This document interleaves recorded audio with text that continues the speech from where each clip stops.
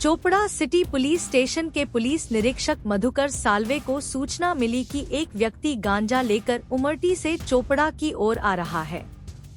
गांजा, चरस, गोली, मोटरसाइकिल समेत कुल 1 लाख का माल पुलिस ने जब्त कर लिया है। पुलिस उपविभागीय अधिकारी अन्ना साहेब घोलप ने बताया कि सदर इसाम शिरपुर तालुका के महादेव से यावल जा रहे थे। चोपड़ा पोलीस स्टेशनचे पोलीस निरीक्षक मधुकर साळवे साहेब यांना इन्फॉर्मेशन मिळाली होती की एक इसम हा उमरटीकडून चोपड्याकडे गांजा येत आहे आणि त्याच्याकडे गांजा आहे।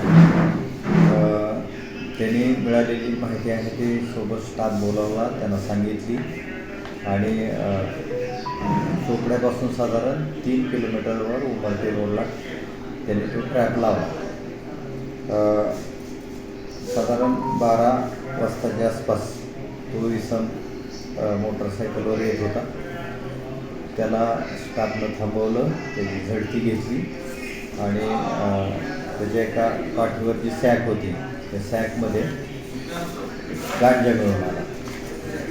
साधारण 1 किलो 168 ग्रॅम गांजा 15,000 रुपये किमतीचा त्याच्याकडे मिळालेला आहे। त्याचसोबत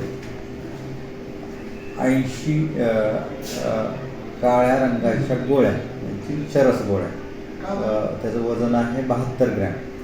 त्याची किंमत साधारण 20,000 ते 22,000 रुपयाच्या आसपास आहे। त्या चरसाची या पण त्याच्याकडे मिळाल्या, त्याही जप्त केलेल्या आहे। त्यासोबत त्याचा मोबाईल आणि त्याची गाडी होती होंडा कंपनी,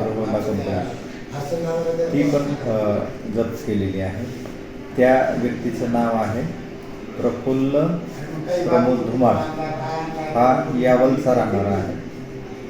त्यानं धुळे जिल्ह्यातील महादेव या गावातून तो गांजा आणि चरस खरेदी केलं होतं आणि तो यावलला घेऊन जात होता। आरोपीला आम्ही ताब्यात घेतलेला आहे आणि आरोपीला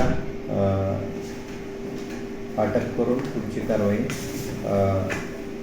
चोपडा शहरचे पोलीस करत आहेत। या कारवाईमध्ये प्रामुख्यानं चोपडा शहर पोलीस स्टेशनचे पोलीस निरीक्षक मधुकर साळवे, त्याच्यानंतर त्यांची टीम मदन पावरा आणि इतर सर्व त्यांचे अधिकारी आणि कर्मचारी या लोकांनी ही कारवाई केलेली आहे। या चालू वर्षातली ही गांजाची आमच्या चोपडा उपविभागातील ही पहिलीच कारवाई आहे।